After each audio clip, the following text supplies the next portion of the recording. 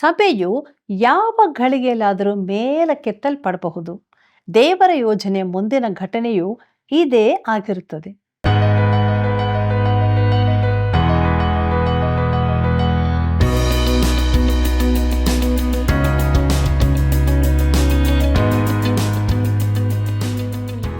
ಆತ್ಮೀಯ ಮಿತ್ರರೇ, ನೀವೆಲ್ಲರೂ ಹೇಗಿದ್ದೀರಿ? ದೇವರ ವಾಕ್ಯಗಳನ್ನು ಅಧ್ಯಯನ ಮಾಡುತ್ತಿರುವಾಗ ಅದು ನಮಗೆ ಸಂತೋಷವನ್ನು ಕೊಡುತ್ತಿದೆ, ನಿರೀಕ್ಷೆಯನ್ನು ಹೆಚ್ಚಿಸ್ತಾ ಇದೆ ಅಲ್ವಾ?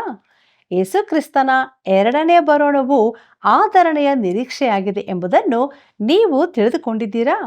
ಇಲ್ಲವಾದರೆ ಈ ಅಮೂಲ್ಯವಾದ ಸತ್ಯವನ್ನು ಅರಿತುಕೊಳ್ಳಲು ಇಂದಿನ ಅಧ್ಯಯನವನ್ನು ಕಡೇ ತನಕ ವೀಕ್ಷಿಸಿರಿ.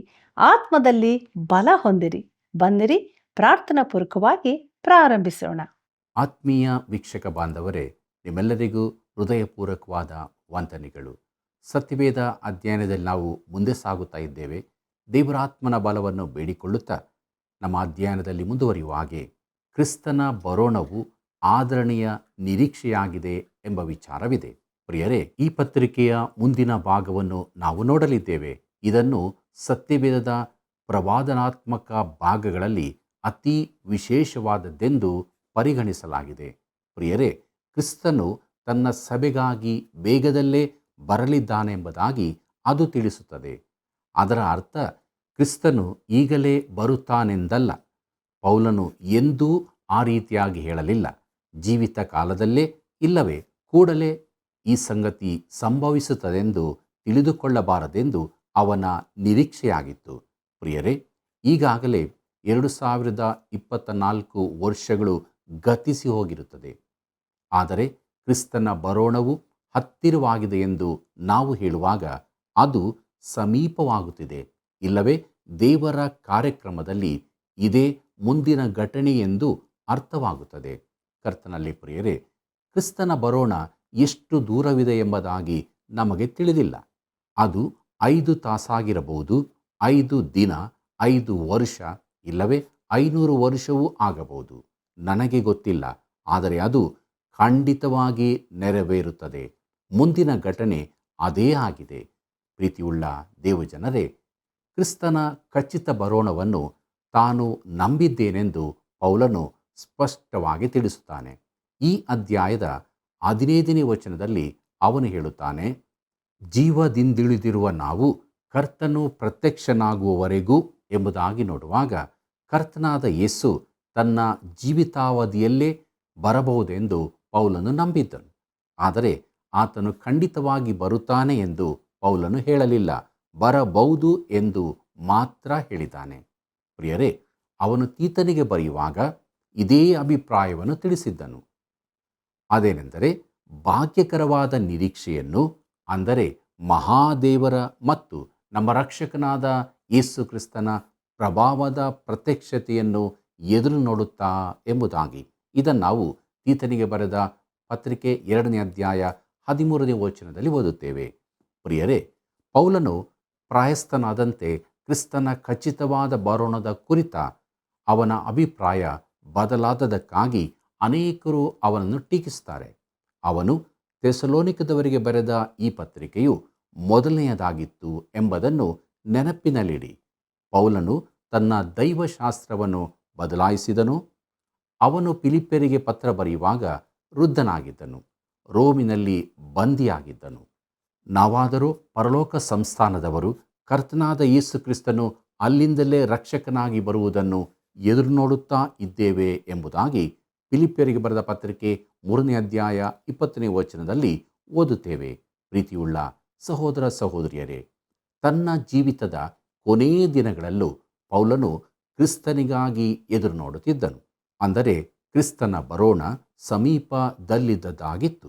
ಪ್ರೀತಿಯುಳ್ಳ ಸಹೋದರ ಸಹೋದರಿಯರೇ, ಕ್ರಿಸ್ತನು ತನ್ನ ಸಭೆಗಾಗಿ ಬರಲಿರುವ, ನಾವು ಆತನನ್ನು ಮಧ್ಯಾಕಾಶದಲ್ಲಿ ಸಂಧಿಸಲಿರುವ ಈ ಘಟನೆಯನ್ನು ಪೌಲನು ಮೇಲಕ್ಕೆತ್ತಲ್ಪಡುವುದು ಎಂದು ಕರೆದಿದ್ದಾನೆ.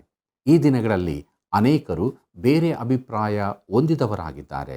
ಪ್ರಿಯರೇ, ಸತ್ಯವೇದವು ಮೇಲಕ್ಕೆತ್ತಲ್ಪಡುವ ವಿಚಾರ ತಿಳಿಸುವುದಿಲ್ಲವೆಂದು, ಹೊಸ ಒಡಂಬಡಿಕೆಯಲ್ಲಿ ಆ ಪದವೇ ಇಲ್ಲವೆಂದು ಅವರು ವಾದಿಸುತ್ತಾರೆ.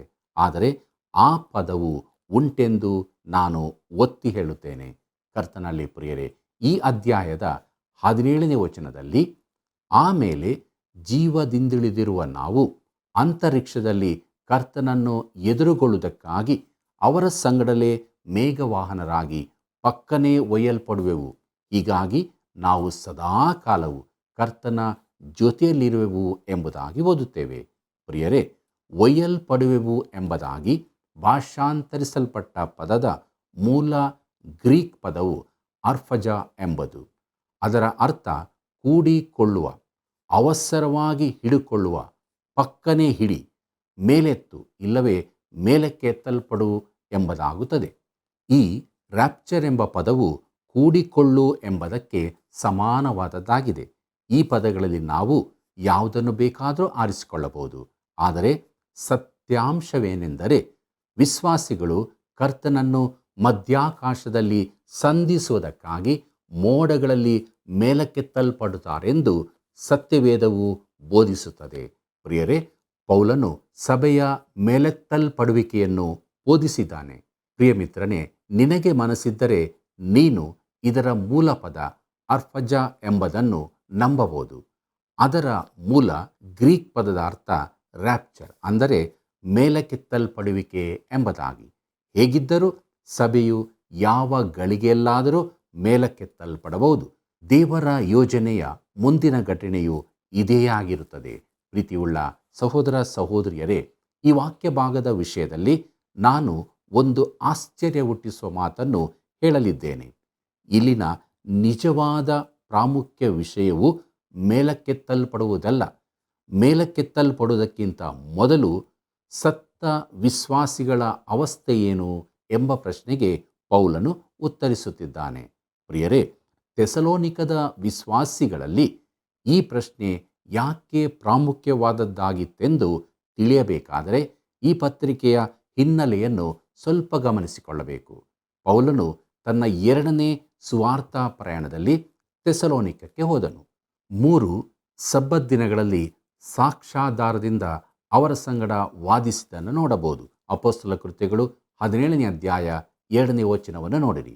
ಪ್ರಿಯರೇ, ಅಂದರೆ ಪೌಲನು ಅಲ್ಲಿ 1 ತಿಂಗಳಿಗಿಂತ ಕೆಲವು ದಿನ ಕಡಿಮೆ ಇದ್ದನು. ಆ ಅವಧಿಯಲ್ಲಿ ಅವನು ಒಂದು ಮಹಾ ಸಾಹಸದ ಕಾರ್ಯ ಮಾಡಿದನು. ಅವನು ಸವಾರ್ಥಿಕನ ಕೆಲಸವನ್ನು ಮಾಡಿದನು. ಅವನು ಸುವಾರ್ತೆ ಸಾರಿದನು. ಅನೇಕರು ಮಾನಸಾಂತರ ಹೊಂದಿದರು. ಅಲ್ಲಿ ಒಂದು ಸಭೆ ಸ್ಥಾಪನೆಯಾಯಿತು. ಈ ಹೊಸ ವಿಶ್ವಾಸಿಗಳಿಗೆ ಅವನು ಕ್ರೈಸ್ತ ವಿಶ್ವಾಸದ ವಿಶೇಷ ಸತ್ಯಾರ್ಥಗಳನ್ನು ಕಲಿಸಿದನು. ಅದರಲ್ಲಿ ಅವನು ಸಭೆ ಮೇಲಕ್ಕೆತ್ತಲ್ಪಡುವುದರ ಕುರಿತಾಗಿ ಬೋಧಿಸಿದ್ದನು. ಪ್ರೀತಿಯುಳ್ಳ ಸಹೋದರ ಸಹೋದರಿಯರೇ, ನಾನು ಒಂದು ಸಭೆಯಲ್ಲಿ ಯುವ ಪ್ರಸಂಗಿಯಾಗಿದ್ದಾಗ ಅವರಿಗೆ ಪ್ರವಾದನೆಗಳ ಕುರಿತಾಗಿ ಹೆಚ್ಚು ತಿಳಿದಿರಲಿಲ್ಲ. ನಿಜವಾಗಿ ಅಲ್ಲಿನ ಸೇವಕರಿಗೆ ಆ ಕುರಿತು ಹೆಚ್ಚು ತಿಳಿದಿತ್ತೆಂದು ನಾನು ನೆನೆಸಲಾರೆ. ಅವರು ಆ ಕುರಿತು ಪ್ರಸಂಗ ಮಾಡಬೇಡ, ಅದು ಬಹಳ ಆಳವಾದ ಸತ್ಯಾರ್ಥಗಳು, ಅನುಭವಸ್ಥ ಸೇವಕರು ಮಾತ್ರ ಮಾತಾಡಬೇಕು ಎಂಬ ನೆವನ ಹೇಳುತ್ತಿದ್ದರು. ಆದರೆ ಪೌಲನಿಗೆ ಈ ವಿಚಾರ ತಿಳಿದಿರಲಿಲ್ಲವಲ್ಲ. ಅವನು ಥೆಸಲೋನಿಕದವರೊಂದಿಗೆ 1 ತಿಂಗಳ ಕಾಲ ಇದ್ದದ್ದೇ ಆದರೂ ಅವರಿಗೆ ಪ್ರವಾದನೆ ಕುರಿತಾಗಿ ಬೋಧಿಸಿದನು. ಅವರಿಗೆ ಬರೆದ 2ನೇ ಪತ್ರಿಕೆಯನ್ನು ಓದುವಾಗ ಅವನು ಅವರಿಗೆ ಮಹಾಸಂಕಟ ಕಾಲ, ಪಾಪ ಸ್ವರೂಪಿಯು, ಕ್ರಿಸ್ತ ವಿರೋಧಿ ಈ ಎಲ್ಲ ವಿಚಾರವಾಗಿಯೂ ತಿಳಿಸಿದ್ದನೆಂದು ಕಾಣುತ್ತೇವೆ. ಪ್ರಿಯರೇ, ಥೆಸಲೋನಿಕದವರಿಗೆ ಪ್ರವಾದನೆಗಳ ಕುರಿತಾಗಿ ತುಂಬ ಬೋಧನೆ ನೀಡಿದ್ದನು. ಹೊಸ ವಿಶ್ವಾಸಿಗಳಿಗೆ ಈ ವಿಚಾರ ಬೋಧಿಸಬಾರದೆನ್ನುವ ಮಾತು ಅರ್ಥಹೀನವಾಗಿದೆ. ಅದನ್ನು ಅವರಿಗೂ ಬೋಧಿಸಬೇಕಾಗಿದೆ. ಪೌಲನು ಇದಕ್ಕೆ ಒಂದು ಉದಾಹರಣೆಯಾಗಿದ್ದಾನೆ. ಪ್ರೀತಿಯುಳ್ಳ ಸಹೋದರ ಸಹೋದರಿಯರೇ, ಸಭೆ ಮೇಲಕ್ಕೆತ್ತಲ್ಪಡುವ ಘಟನೆ ಅತಿ ಹತ್ತಿರವಾಗಿದ್ದು ಯಾವುದೇ ಸಂದರ್ಭದಲ್ಲೂ ಅದು ನಡೆಯಬಹುದೆಂದು ಪೌಲನು ಅವರಿಗೆ ಕಲಿಸಿದ್ದನೆಂಬುದನ್ನು ಸ್ಪಷ್ಟವಾಗಿ ನಾವು ತಿಳಿಯುತ್ತೇವೆ. ಬಳಿಕ ಪೌಲನು ಥೆಸಲೋನಿಕವನ್ನು ಬಿಟ್ಟು ಬೇರೋಯಕ್ಕೆ ಹೋಗಿ ಅಲ್ಲಿ ಒಂದು ಸಭೆ ಸ್ಥಾಪಿಸಿ ಕೆಲ ಕಾಲ ಅಲ್ಲಿದ್ದನು. ಬಳಿಕ ಹಡಗು ಹತ್ತಿ ಅಥೇನಕ್ಕೆ ಪ್ರಯಾಣ ಮಾಡಿದನು. ಅಲ್ಲಿ ಎಷ್ಟು ಸಮಯ ಇದ್ದನೆಂದು ನಮಗೆ ತಿಳಿದಿಲ್ಲ. ಪ್ರಿಯರೇ, ಥೆಸಲೋನಿಕದಿಂದ ತಿಮೋತಿಯನು ಸೀಲನು ವರ್ತಮಾನ ತರುವುದನ್ನು ಅವನು ಕಾಯುತ್ತಿದ್ದನು. ಅವರು ಬಾರದ್ದರಿಂದ ಅವನು ಕೊರಿಂತಕ್ಕೆ ಬಂದನು. ಅಲ್ಲಿ ಕೆಲ ಕಾಲವಿದ್ದ ಬಳಿಕ ತಿಮೋತಿಯ ಸೀಲರು ಬಂದರು. ಅವರು ಪೌಲನನ್ನು ಕೆಲವು ಪ್ರಶ್ನೆಗಳನ್ನು ಕೇಳಿ ಥೆಸಲೋನಿಕದಿಂದ ವಾರ್ತೆ ತಂದಿದ್ದರು. ಆಗ ಪೌಲನು ಥೆಸಲೋನಿಕದವರಿಗೆ ಮೊದಲನೆಯ ಪತ್ರ ಬರೆದು ಅವರನ್ನು ಉತ್ತೇಜಿಸಿದನು. ಆ ಪತ್ರದಲ್ಲಿ ಅವನು ಸಭೆಯ ಮೇಲಕ್ಕೆತ್ತಲ್ಪಡುವಿಕೆಯ ಕುರಿತು ನಿರ್ದಿಷ್ಟವಾಗಿ ಬರೆದನು. ಪ್ರಿಯರೇ, ಪೌಲನು ಥೆಸಲೋನಿಕವನ್ನು ಬಿಟ್ಟ ಬಳಿಕದ ಅವಧಿಯಲ್ಲಿ ಅಲ್ಲಿನ ಕೆಲವರು ಸತ್ತಿದ್ದರು. ಆಗ ಆ ಥೆಸಲೋನಿಕ ವಿಶ್ವಾಸಿಗಳಲ್ಲಿ ಒಂದು ಪ್ರಶ್ನೆ ಎದ್ದಿತು. ಇವರು ಸಭೆ ಮೇಲಕ್ಕೆತ್ತಲ್ಪಡುವುದರಲ್ಲಿ ಸೇರುವುದಿಲ್ಲವೋ ಎಂಬುದಾಗಿ. ಪ್ರಿಯರೇ, ಕ್ರಿಸ್ತನ ಬರೋಣವು ಅತಿ ಸಮೀಪದಲ್ಲಿದೆ ಎಂದು ಪೌಲನು ಅವರಿಗೆ ಬೋಧಿಸಿದ್ದನು. ಇಲ್ಲವಾದಲ್ಲಿ ಈ ಪ್ರಶ್ನೆ ಏಳುತ್ತಲೇ ಇರಲಿಲ್ಲ. ಕರ್ತನಾದ ಯೇಸು ಯಾವುದೇ ಗಳಿಗೆಯಲ್ಲಿಯೂ ಬರಬಹುದೆಂದು ಪೌಲನು ಹೇಳಿದ್ದನು. ಅನೇಕ ಭಕ್ತರು ಸತ್ತಿದ್ದರು, ಆದರೆ ಕ್ರಿಸ್ತನು ಇನ್ನೂ ಬಂದಿಲ್ಲ. ಅವರು ಮೇಲಕ್ಕೆತ್ತಲ್ಪಡುವುದರಲ್ಲಿ ಸೇರದೇ ಇರುತ್ತಾರೋ? ಅವರ ಅವಸ್ಥೆ ಏನಾಗುತ್ತದೆ? ಪ್ರಿಯರೇ, ಈ ಪ್ರಶ್ನೆಯ ಉತ್ತರವನ್ನು ಪೌಲನು ಈ ಪತ್ರಿಕೆಯಲ್ಲಿ ಕೊಡುತ್ತಿದ್ದಾನೆ. ಥೆಸಲೋನಿಕದವರು ಕೇಳಿದ ಪ್ರಶ್ನೆ ನಮಗೆ ಕಾಣುವಷ್ಟು ಸರಳವಾಗಿ ಥೆಸಲೋನಿಕದವರಿಗೆ ಕಾಣಲಿಲ್ಲ. ಯಾಕಂದರೆ ನಾವು ಅವರಿಗಿಂತ ಸುಮಾರು 2000 ವರ್ಷ ಮುಂದಿದ್ದೇವೆ ಮತ್ತು ಲಕ್ಷಾಂತರ ವಿಶ್ವಾಸಿಗಳು ಈ ಅವಧಿಯಲ್ಲಿ ಮರಣಕ್ಕೆ ತುತ್ತಾಗಿರುತ್ತಾರೆ. ಆದ್ದರಿಂದ ಹೆಚ್ಚಿನ ಸಭೆಗಳು ದಾಟಿ ಹೋಗಿ ಒಂದು ಸಣ್ಣ ಭಾಗ ಮಾತ್ರ ಉಳಿದುಕೊಂಡಿದೆ. ಕರ್ತನಲ್ಲಿ ಪ್ರಿಯರೇ, ಥೆಸಲೋನಿಕದವರಿಗೆ ಪೌಲನು ಕ್ರಿಸ್ತನ ಬರೋಣವು ಅತೀ ಸಮೀಪವಾಗಿದೆ ಎಂದು ತಿಳಿಸಿದ್ದನು. ನಾವು ಕೂಡ ಈಗ ಇದನ್ನೇ ನಂಬುವವರಾಗಿದ್ದೇವೆ. ಪೌಲನು ಥೆಸಲೋನಿಕದವರಿಗೆ ಬರೆದ ಮೊದಲನೇ ಪತ್ರಿಕೆ 4ನೇ ಅಧ್ಯಾಯ 13ನೇ ವಚನವನ್ನು ನೋಡಿರಿ. ಸಹೋದರರೇ, ನಿದ್ರೆ ಹೋಗುವವರ ಗತಿ ಏನೆಂದು ನೀವು ತಿಳಿಯದೇ ಇದ್ದು ನಿರೀಕ್ಷೆಯಿಲ್ಲದವರಾದ ಇತರರಂತೆ ದುಃಖಿಸುವುದು ನಮ್ಮ ಮನಸ್ಸಿಗೆ ಒಪ್ಪುವುದಿಲ್ಲ ಎಂಬುದಾಗಿ. ಕರ್ತನಲ್ಲಿ ಪ್ರಿಯರೇ, ನೀವು ತಿಳಿಯದೇ ಇದ್ದು ಎಂಬುದಾಗಿ ನೋಡುವಾಗ ಪೌಲನು ಹೇಳುವ ರೀತಿ ನಾನು ಇಷ್ಟಪಡುತ್ತೇನೆ. ಕೊರಿಂಥದವರಿಗೆ ಬರೆದ ಪತ್ರಿಕೆಗಳಲ್ಲಿಯೂ ಅವನು ಹೀಗೆ ಬರೆದಿದ್ದಾನೆ, ಸಹೋದರರೇ, ನೀವು ತಿಳಿಯದೇ ಇದ್ದು ಎಂದು. ಪೌಲನು ಬರೆದಿರಬೇಕಾದರೆ ಅವರು ನಿಜಕ್ಕೂ ತಿಳಿಯದವರಾಗಿದ್ದಾರೆಂದು ತಿಳಿಯಬಹುದು. ಅವನು ಇದನ್ನು ಕಠಿಣವಾದ ರೀತಿಯಿಂದ ಹೇಳುತ್ತಿಲ್ಲ, ವಿನಯಪೂರ್ವಕವಾಗಿ ಚಾತುರ್ಯದಿಂದ ಹೇಳುತ್ತಾನೆ. ನಾನು ಹೇಳುವುದಾದರೆ ಅದು ಕ್ರೈಸ್ತ ರೀತಿಯಾಗಿದೆ. ಪ್ರಿಯರೇ, ನಿದ್ರೆ ಹೋಗುವವರ ಗತಿ ಎಂಬುದಾಗಿ ನೋಡುವಾಗ ಪೌಲನು ದೇಹದ ಕುರಿತಾಗಿ ಹೇಳುತ್ತಿದ್ದಾನೆ. ಇದು ಆತ್ಮದ ಇಲ್ಲವೇ ಪ್ರಾಣದ ಸಾವಿನ ಕುರಿತಾಗಿ ಹೇಳಿದ್ದಲ್ಲ. ಯಾಕಂದರೆ ಮನುಷ್ಯನ ಆತ್ಮಕ್ಕೆ ಸಾವಿಲ್ಲ. ಈ ಭಾಗದಲ್ಲಿ ಮುಂದಕ್ಕೆ ಹೋಗುವಾಗ ಇದನ್ನು ತಿಳಿಯುತ್ತೇವೆ. ಅದಕ್ಕಿಂತ ಮೊದಲು ಶರೀರದ ಮರಣವನ್ನು ನಿದ್ರೆ ಎಂಬುದಾಗಿ ಕರೆದದ್ದರ ಕೆಲವು ಕಾರಣಗಳನ್ನು ತಿಳಿಸುತ್ತೇನೆ. ಅದರಲ್ಲಿ ಮೊದಲನೆಯದು, ಮರಣಕ್ಕೂ ನಿದ್ರೆಗೂ ಸಮಾನತೆ ಇರುತ್ತದೆ. ಪ್ರಿಯರೇ, ಒಂದು ಶವವು ನಿದ್ರೆ ಹೋದ ದೇಹವು ಸಮಾನವಾಗಿರುತ್ತದೆ. ಒಂದು ವೇಳೆ ಶವ ಸಂಸ್ಕಾರಕ್ಕೆ ಹೋದಲ್ಲಿ ಶವವನ್ನು ನೋಡಿ ಯಾರಾದರೂ ಅವರು ನಿದ್ರಿಸುವಂತೆ ಕಾಣುತ್ತಾರೆ ಎಂದು ಹೇಳಿರುವುದನ್ನು ಕೇಳಿರಬಹುದು. ಒಂದು ರೀತಿಯಲ್ಲಿ ಇದು ಸತ್ಯವಾಗಿದೆ.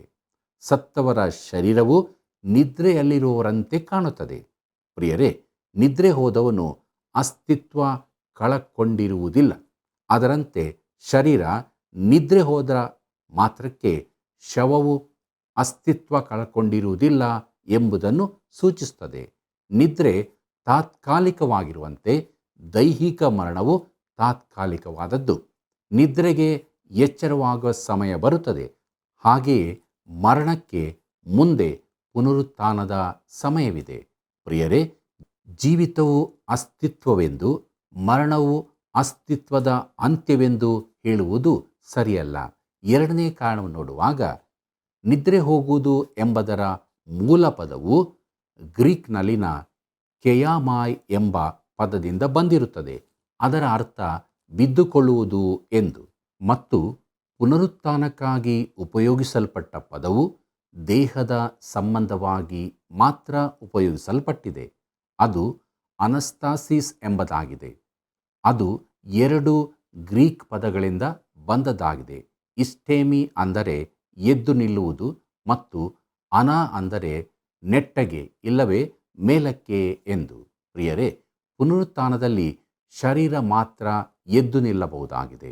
ಪ್ರಿಯರೇ, ಮೂರನೇದಾಗಿ ಮನುಷ್ಯನ ಶರೀರವು ತೆಗೆಯಲ್ಪಟ್ಟು ಮಣ್ಣಿಗೆ ಸೇರಿ ಹೋಗುತ್ತದೆಂದು, ಆತ್ಮವು ಅದನ್ನು ಕೊಟ್ಟ ದೇವರ ಬಳಿಗೆ ಹಿಂತಿರುಗುತ್ತದೆಂದು ಸತ್ಯವೇದವು ತಿಳಿಸುತ್ತದೆ.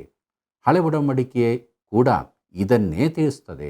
ಪ್ರಸಂಗಿ 12ನೇ ಅಧ್ಯಾಯ 7ನೇ ವಚನದಲ್ಲಿ ಹೀಗಿದೆ: ಮಣ್ಣು ಭೂಮಿಗೆ ಸೇರಿ ಇದ್ದ ಹಾಗೆ ಹಾಗಾಗುವುದು, ಆತ್ಮವು ತನ್ನನ್ನು ದಯಪಾಲಿಸಿದ ದೇವರ ಬಳಿಗೆ ಸೇರುವುದು ಎಂಬುದಾಗಿ. ಪ್ರಿಯರೇ, ಇಲ್ಲಿ ಮಣ್ಣು ಅಂದರೆ ಮನುಷ್ಯನ ದೇಹವಾಗಿದೆ. ದೇವರು ಆದಾಮನಿಗೆ ಹೇಳಿದನು, ನೀನು ಮಣ್ಣೆ, ಪುನಃ ಮಣ್ಣಿಗೆ ಸೇರತಕ್ಕವನಾಗಿದ್ದಿ ಎಂಬುದಾಗಿ. ಆದಿಕಾಂಡ ಪುಸ್ತಕ 3ನೇ ಅಧ್ಯಾಯ 19ನೇ ವಚನದಲ್ಲಿ ಇದನ್ನು ನಾವು ಓದುತ್ತೇವೆ. ಪ್ರಿಯರೇ, ಮಣ್ಣಿನಿಂದ ತೆಗೆಯಲ್ಪಟ್ಟದ್ದು ಶರೀರವಾಗಿದೆ. ಬಳಿಕ ದೇವರು ಅದಕ್ಕೆ ಜೀವಶ್ವಾಸವನ್ನು ಊದಿದನು, ಅಂದರೆ ಆತ್ಮವನ್ನು ಕೊಟ್ಟನು. ಶರೀರವು ಮಾತ್ರ ಪುನರುತ್ಥಾನದ ತನಕ ನಿದ್ರೆ ಹೋಗುತ್ತದೆ. ವಿಶ್ವಾಸಿಯ ಆತ್ಮವು ದೇವರ ಬಳಿಗೆ ಹಿಂತಿರುಗುತ್ತದೆ. ಪ್ರಿಯರೇ, ಆತ್ಮವು ಸಾಯುವುದಿಲ್ಲವಾದ್ದರಿಂದ ಅದು ಎದ್ದು ಬರುವ ವಿಚಾರವಿರುವುದಿಲ್ಲ. ದೇಹವು ಮಾತ್ರ ಮರಣದಲ್ಲಿ ನಿದ್ರೆ ಹೋಗುತ್ತದೆ, ಬಳಿಕ ಪುನರುತ್ಥಾನದಲ್ಲಿ ಎದ್ದು ನಿಲ್ಲುತ್ತದೆ. ಪ್ರಿಯರೇ, ಪೌಲನು ಕೊರಿಂಥದವರಿಗೆ ಬರೆದ 2ನೇ ಪತ್ರಿಕೆ 5ನೇ ಅಧ್ಯಾಯ 8ನೇ ವಚನದಲ್ಲಿ ದೇಹವನ್ನು ಬಿಟ್ಟು ಕರ್ತನ ಬಳಿಯಲ್ಲಿರುವುದೇ ಉತ್ತಮವೆಂದೆಣಿಸುತ್ತೇವೆ ಎಂದು ಹೇಳಿದ್ದರ ಅರ್ಥ ಇದೇ ಆಗಿದೆ. ಶರೀರವು ಒಂದು ಬಲಹೀನ ಗುಡಾರವಾಗಿದ್ದು ಮರಣದಲ್ಲಿ ಅದು ತೆಗೆದಿರಿಸಲ್ಪಡುತ್ತದೆ. ಭೂಮಿಯ ಮೇಲಿರುವ ನಮ್ಮ ಮನೆಯು, ಅಂದರೆ ನಮ್ಮ ದೇಹವೆಂಬ ಗುಡಾರವು ಕಿತ್ತು ಹಾಕಲ್ಪಟ್ಟರೂ ದೇವರಿಂದುಂಟಾಗುವ ಒಂದು ಕಟ್ಟಡವು ಪರಲೋಕದಲ್ಲಿ ನಮಗುಂಟೆಂದು ಬಲ್ಲೆವು ಎಂಬುದಾಗಿ ಪೌಲನು ಕೊರಿಂಥದವರಿಗೆ ಬರೆದ 2ನೇ ಪತ್ರಿಕೆ 5ನೇ ಅಧ್ಯಾಯ 1ನೇ ವಚನವನ್ನು ನೋಡುತ್ತೇವೆ. ಕರ್ತನಲ್ಲಿ ಪ್ರಿಯರೇ, ಇಲ್ಲಿ ಗುಡಾರ ಎಂಬುದಕ್ಕೆ ಗ್ರೀಕ್ನಲ್ಲಿರುವ ಪದವು ಸ್ಕೆನೋಸ್, ಅಂದರೆ ಡೇರೆ ಎಂದಾಗುತ್ತದೆ. ನಾವು ವಾಸ ಮಾಡುವ ಈ ದೇಹಗಳು ಡೇರೆಗಳಾಗಿರುತ್ತವೆ. ಪ್ರಿಯರೇ, ನಾವು ಲಕ್ಷಗಟ್ಟಲೆ ಮೌಲ್ಯದ ಮನೆಗಳಲ್ಲಿ ವಾಸ ಮಾಡುತ್ತಿರಬಹುದು, ಆದರೆ ಪ್ರಿಯ ಮಿತ್ರನೇ, ನೀನು ವಾಸಿಸುವುದು ಒಂದು ಡೇರೆಯೊಳಗೆ. ದೇವರು ನಮ್ಮೊಬ್ಬೊಬ್ಬರನ್ನು ಒಂದೊಂದು ಡೇರೆಯಲ್ಲಿರಿಸಿದ್ದಾನೆ. ಒಬ್ಬನು ಚಿಕ್ಕ ಕುಟೀರದಲ್ಲಿ, ಒಬ್ಬನು ಭವ್ಯ ಮಹಲಿನಲ್ಲಿ ಎಂಬುದಾಗಿಲ್ಲ. ನಮ್ಮೆಲ್ಲರಿಗೂ ಒಂದೇ ತೆರನಾದ ಡೇರೆಯು ಕೊಡಲ್ಪಟ್ಟಿದೆ. ನಮ್ಮ ದೇಹದ ಅಂಶಗಳನ್ನು ರಾಸಾಯನಿಕ ವಸ್ತುಗಳ ರೂಪಕ್ಕೆ ಪರಿವರ್ತಿಸಿದರೆ ಒಟ್ಟು ಮೌಲ್ಯ ಸುಮಾರು 80 ರೂಪಾಯಿಗಳಾಗಿರಬಹುದು ಎಂದು ಹೇಳುತ್ತಾರೆ. ಪ್ರಿಯರೇ, ನಾವು ಪ್ರತಿಯೊಬ್ಬರೂ ಸುಮಾರು 80 ರೂಪಾಯಿ ಮೌಲ್ಯದ ಡೇರೆಗಳಲ್ಲಿ ವಾಸಿಸುತ್ತಿದ್ದೇವೆ. ಅದು ಯಾವ ಕ್ಷಣದಲ್ಲೂ ಆರಿ ಹೋಗಬಹುದು. ಪ್ರಿಯ ಮಿತ್ರನೇ, ನೀನು ಅದನ್ನು ನಂಬದಿದ್ದರೆ ಒಂದು ವೇಗವಾಗಿ ಓಡುವ ಕಾರಿಗೆದುರಾಗಿ ನಿಂತುಕೋ. ಕ್ಷಣ ಮಾತ್ರದಲ್ಲಿ ನೀನು ಮುದ್ದೆಯಾಗಿ ಬಿಡುತ್ತಿ. ನಮ್ಮ ಶರೀರಗಳು ನಿಜಕ್ಕೂ ಬಲಹೀನವಾದವುಗಳು. ನಾವು ಈಗಿನ ದೇಹದಲ್ಲಿರುವವರೆಗೂ ನರಳುತ್ತೇವೆ. ಪರಲೋಕದಿಂದ ದೊರಕುವ ನಮ್ಮ ನಿವಾಸವನ್ನು ನಾವು ದೇಹದ ಮೇಲೆ ಧರಿಸಿಕೊಳ್ಳಬೇಕೆಂದು ಅಪೇಕ್ಷಿಸುತ್ತೇವೆ ಎಂಬುದಾಗಿ ಪೌಲನು ಕೊರಿಂಥದವರಿಗೆ ಬರೆದ 2ನೇ ಪತ್ರಿಕೆ 5ನೇ ಅಧ್ಯಾಯ 2ನೇ ವಚನದಲ್ಲಿ ಓದುತ್ತೇವೆ. ಪ್ರಿಯರೇ, ಈ ಗುಡಾರದಲ್ಲಿರುವವರಾದ ನಾವು ನರಳುತ್ತೇವೆ. ಕೊರಿಂಥದವರಿಗೆ ಬರೆದ 2ನೇ ಪತ್ರಿಕೆ 5ನೇ ಅಧ್ಯಾಯ 4ನೇ ವಚನದಲ್ಲಿ ಓದುತ್ತೇವೆ. ನಮ್ಮ ಈ ಡೇರೆಯೊಳಗೆ ನಾವು ನರಳುತ್ತಿರುತ್ತೇವೆ. ನೀವಿದನ್ನು ತಿಳಿದುಕೊಂಡಿದ್ದೀರೋ? ಪ್ರೀತಿಯುಳ್ಳ ದೇವಜನರೇ, ನಾನು ಯುವಕನಾಗಿದ್ದಾಗ ನನ್ನ ಅಭ್ಯಾಸದ ಕೋಣೆಗೆ ಬೇಕಾದಂತೆ ಹೋಗಿ ಬರುತ್ತಿದ್ದೆ. ಆದರೆ ಈಗ ಹಾಗಾಗುವುದಿಲ್ಲ. ಮುಂಚಿನಂತೆ ಏರಲು, ಹಾರಿಕೊಂಡು ಹೋಗಲು ಆಗುವುದಿಲ್ಲ. ನನ್ನ ಮೊಣಕಾಲುಗಳು ನೋಯುತ್ತವೆ. ನಾನು ನರಳುತ್ತೇನೆ. ಈ ಶರೀರಗಳಲ್ಲಿ ನಾವು ನರಳುತ್ತೇವೆಂದು ಪೌಲನು ಹೇಳಿದ್ದಾನೆ. ಕರ್ತನಲ್ಲಿ ಪ್ರೀತಿಯುಳ್ಳ ದೇವಜನರೇ, ಈ ಹಳೆಯ ಶರೀರಗಳನ್ನು ಸಮಾಧಿಗೆ ಸೇರಿಸುತ್ತಾರೆ. ಅಲ್ಲಿ ಅವು ನಿದ್ರೆ ಹೋಗುತ್ತವೆ. ಆತ್ಮವು ದೇವರ ಬಳಿಗೆ ಹೋಗುತ್ತದೆ. ಪೌಲನು ಹೀಗೆ ಬರೆದಿದ್ದಾನೆ.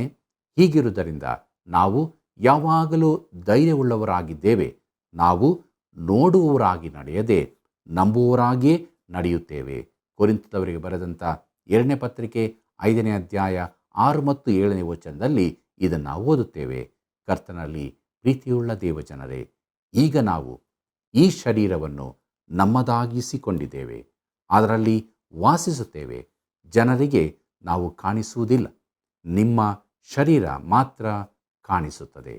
ಪೌಲನು ಮುಂದುವರೆದು ಹೇಳುತ್ತಾನೆ, ಇದನ್ನು ಆಲೋಚಿಸಿ ನಾವು ಧೈರ್ಯವುಳ್ಳವರಾಗಿದ್ದು ದೇಹವನ್ನು ಬಿಟ್ಟು ಬಳಿಯಲ್ಲಿರುವುದೇ ಉತ್ತಮವೆಂದು ಎಣಿಸುತ್ತೇವೆ ಎಂಬುದಾಗಿ. ಕೊರಿಂಥದವರಿಗೆ ಬರೆದ 2ನೇ ಪತ್ರಿಕೆ 5ನೇ ಅಧ್ಯಾಯ 8ನೇ ವಚನ ಇದನ್ನು ಹೇಳುತ್ತದೆ. ಪ್ರಿಯರೇ, ಇದಕ್ಕಿಂತ ಉತ್ತಮ ವಿಚಾರ ನನಗೆ ಹೊಳೆಯುವುದಿಲ್ಲ. ನೀವು ಒಂದು ವೇಳೆ ನನ್ನ ಶವ ಸಂಸ್ಕಾರಕ್ಕೆ ಬರುವುದಾದರೆ ನಾನು ಸ್ವಾಭಾವಿಕವಾಗಿ ಕಾಣುತ್ತೇನೆಂದು ನೀವು ಹೇಳಲು ನಾನು ಬಯಸುವುದಿಲ್ಲ. ಪ್ರಿಯರೇ, ನಾನು ಅಲ್ಲಿರುವುದೇ ಇಲ್ಲ. ನಾನು ಬಿಟ್ಟು ಹೋಗಿರುವ ಗುಡಾರವನ್ನು ಮಾತ್ರ ನೀವು ನೋಡುತ್ತೀರಿ. ಅದು ನನ್ನ ಹಳೆಯ ಮನೆ, ಅದು ನಿದ್ರೆಗೆ ಹೋಗಿರುತ್ತದೆ. ನಾನು ಕರ್ತನೊಂದಿರುವುದಕ್ಕೆ ಹೋಗಿರುತ್ತೇನೆ. ಪುನರುತ್ಥಾನದಲ್ಲಿ ನಮ್ಮ ಶರೀರಗಳು ಎಬ್ಬಿಸಲ್ಪಡುತ್ತವೆ. ಕರ್ತನಲ್ಲಿ ಪ್ರೀತಿಯುಳ್ಳ ದೇವಜನರೇ, ಶರೀರದ ಮರಣವನ್ನು ನಿದ್ರೆ ಎಂಬುದಾಗಿ ದಾನಿಯೇಲನು ಹೇಳಿದ್ದಾನೆ. ಧೂಳಿನ ನೆಲದೊಳಗೆ ದೀರ್ಘ ನಿದ್ರೆ ಮಾಡುವವರಲ್ಲಿ ಅನೇಕರು ಎಚ್ಚೆತ್ತು ಕೆಲವರು ನಿತ್ಯ ಜೀವವನ್ನು, ಕೆಲವರು ನಿಂದನ ನಿತ್ಯ ತಿರಸ್ಕಾರಗಳನ್ನು ಅನುಭವಿಸುವರು ಎಂಬುದಾಗಿ ದಾನಿಯೇಲನ ಪ್ರವಾದನೆ ಗ್ರಂಥ 12ನೇ ಅಧ್ಯಾಯ 2ನೇ ವಚನದಲ್ಲಿ ಓದುತ್ತೇವೆ. ಪ್ರಿಯರೇ, ಧೂಳು ಧೂಳಿಗೆ ಸೇರುತ್ತದೆ, ಅದು ಶರೀರವಾಗಿದೆ. ಆದರೆ ಆತ್ಮವು ಕಳುಹಿಸಿದ ದೇವರ ಬಳಿಗೆ ಹಿಂತಿರುಗುತ್ತದೆ. 4ನೇ ವಿಚಾರವನ್ನು ನೋಡುವಾಗ, ತಮ್ಮ ಪ್ರಿಯರ ಸಮಾಧಿ ಮಾಡುವ ಸ್ಥಳಕ್ಕೆ ಆದಿ ಕ್ರೈಸ್ತರು ಒಳ್ಳೆಯ ಹೆಸರೊಂದನ್ನು ಕೊಟ್ಟಿದ್ದರು. ಅದರ ಗ್ರೀಕ್ ಪದವು ಕೊಯಿಮೆಟರೀನ್ ಎಂಬುದಾಗಿ. ಅದರ ಅರ್ಥ ಅಪರಿಚಿತರ ವಿಶ್ರಾಂತಿ ಧಾಮ, ಮಲಗುವ ಸ್ಥಳ ಎಂದಾಗುತ್ತದೆ. ಇದೇ ಪದದಿಂದ ನಾವು ಆಂಗ್ಲ ಭಾಷೆಯ ಸಮಾಧಿ ಸ್ಥಳವೆಂಬುದಾಗಿ ಹೇಳುತ್ತೇವೆ. ಆ ದಿನಗಳಲ್ಲಿ ಛತ್ರಗಳಿಗೂ ಇದೇ ಪದವನ್ನು ಉಪಯೋಗಿಸುತ್ತಿದ್ದರು. ನಾವು ರಾತ್ರಿ ಮಲಗಳು ಉಪಯೋಗಿಸುವ ವಿಶ್ರಾಂತಿ ಸ್ಥಳಗಳು ಇವಾಗಿರುತ್ತವೆ. ಪ್ರಿಯರೇ, ಮರುದಿನ ಬೆಳಗ್ಗೆ ಎದ್ದು ನಮ್ಮ ಪ್ರಯಾಣವನ್ನು ಮುಂದುವರಿಸುವ ಯೋಚನೆ ನಮಗಿರುತ್ತದೆ. ನಿಮ್ಮ ವಿಶ್ವಾಸಿಗಳಾದ ಪ್ರಿಯರನ್ನು ಸಮಾಧಿ ಮಾಡುವ ಸ್ಥಳದ ಚಿತ್ರ ಇದಾಗಿರುತ್ತದೆ. ಹೋಟೆಲೊಂದರಲ್ಲಿ ನಿಮ್ಮ ಪ್ರಿಯರು ರಾತ್ರಿ ಕಳೆಯುವುದಕ್ಕಾಗಿ ನೀವು ದುಃಖಿಸುವುದಿಲ್ಲ ಅಲ್ಲವೇ? ಅವರೊಂದಿಗೆ ನಾವು ಸಂತೋಷ ಪಡುತ್ತೇವೆ. ವಿಶ್ವಾಸಿಯ ದೇಹವು ಪುನರುತ್ಥಾನದ ದಿನಕ್ಕಾಗಿ ಒಂದು ವಿಶ್ರಾಂತಿ ಸ್ಥಳದಲ್ಲಿ ಇರಿಸಲಾಗಿದೆ. ಒಂದು ದಿನ ಕರ್ತನು ಬರುತ್ತಾನೆ, ಆಗ ಆ ದೇಹವು ಎಬ್ಬಿಸಲ್ಪಡುತ್ತದೆ. ವಚನ 13ರ ಭಾಗವನ್ನು ಮತ್ತೊಮ್ಮೆ ನೋಡೋಣ. ಅದೇನೆಂದರೆ, ನಿರೀಕ್ಷೆ ಇಲ್ಲದವರಾದ ಇತರರಂತೆ ದುಃಖಿಸುವುದು ನಮ್ಮ ಮನಸ್ಸಿಗೆ ಒಪ್ಪುವುದಿಲ್ಲ ಎಂಬುದಾಗಿ.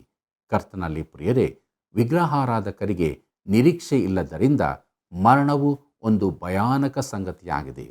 ಥೆಸಲೋನಿಕದಲ್ಲಿ ಒಂದು ಬರಹ ಹೀಗಿತ್ತು: ಮರಣಾನಂತರ ಜೀವ ಬಾರದು, ಸಮಾಧಿಯ ಬಳಿಕ ಸಂಧಿಸಲಾಗದು ಎಂದು.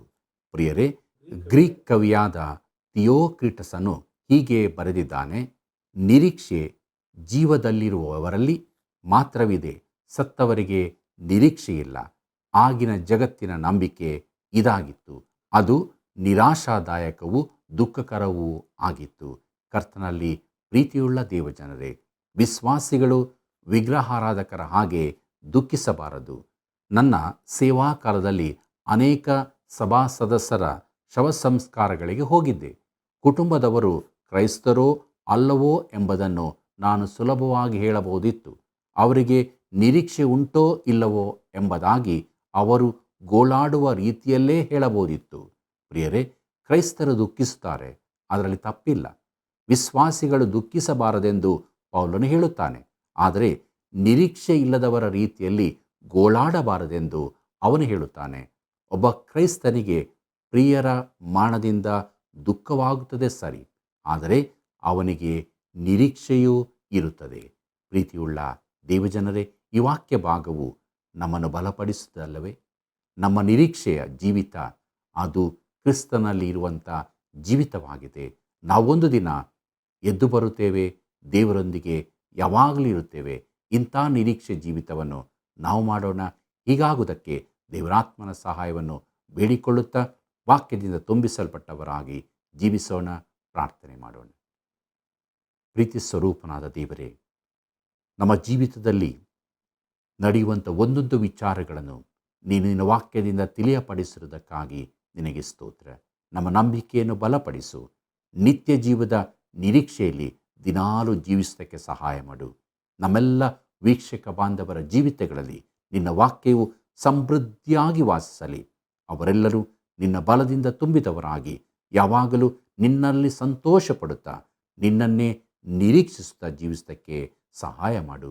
ಯೇಸುವಿನ ನಾಮದಲ್ಲಿ ಬೇಡಿದ್ದೇವೆ ತಂದೆಯೇ, ಆಮೆನ್. ಪ್ರಿಯರೇ, ದೇವರ ಕಾರ್ಯಕ್ರಮದಲ್ಲಿ ಮುಂದಿನ ಘಟನೆ ಎರಡನೆಯ ಕ್ರಿಸ್ತನ ಬರೋಣವಾಗಿರುತ್ತದೆ. ಆತನು ತನ್ನ ಸಭೆಗಾಗಿ ಬರ್ತಾ ಇದ್ದಾನೆ. ನಾವು ಪರಲೋಕ ಸಂಸ್ಥಾನದವರಾಗಿದ್ದರಿಂದ ಅನುದಿನವೂ ಸಿದ್ಧರಾಗಿದ್ದುಕೊಂಡು ಪರಿಶುದ್ಧತೆಯಲ್ಲಿ ಸ್ಥಿರಚಿತ್ತದಿಂದ ನಮ್ಮ ಜೀವಿತದಲ್ಲಿ ಮುಂದೆ ಸಾಗಬೇಕು. ಇದೇ ನಿಜವಾದ ವಿಶ್ವಾಸದ ಜೀವಿತ. ನಾವೆಲ್ಲರೂ ಇಂಥ ಜೀವಿತವನ್ನು ಜೀವಿಸಿ ದೇವರನ್ನು ಘನಪಡಿಸೋಣ. ಪ್ರಿಯ ವೀಕ್ಷಕರೇ, ಇಂದಿನ ಕಾರ್ಯಕ್ರಮವು ನಿಮಗೆ ಇಷ್ಟವಾಯಿತಾ? ನಿಮ್ಮ ಸ್ನೇಹಿತರಿಗೂ ಈ ಸೇವೆಯನ್ನು ಪರಿಚಯ ಪಡಿಸ್ತಾ ಇದ್ದೀರಾ? ದಿನಾಲೂ ತಪ್ಪದೆ ಕರೆ ಮಾಡ್ರಿ. ಮುಂದಿನ ಕಾರ್ಯಕ್ರಮವನ್ನು ವೀಕ್ಷಿಸಲು ಪ್ರಾರ್ಥನಾ ಪೂರ್ವಕವಾಗಿ ಸಿದ್ಧರಾಗಿರಿ. ವಂದನೆಗಳು.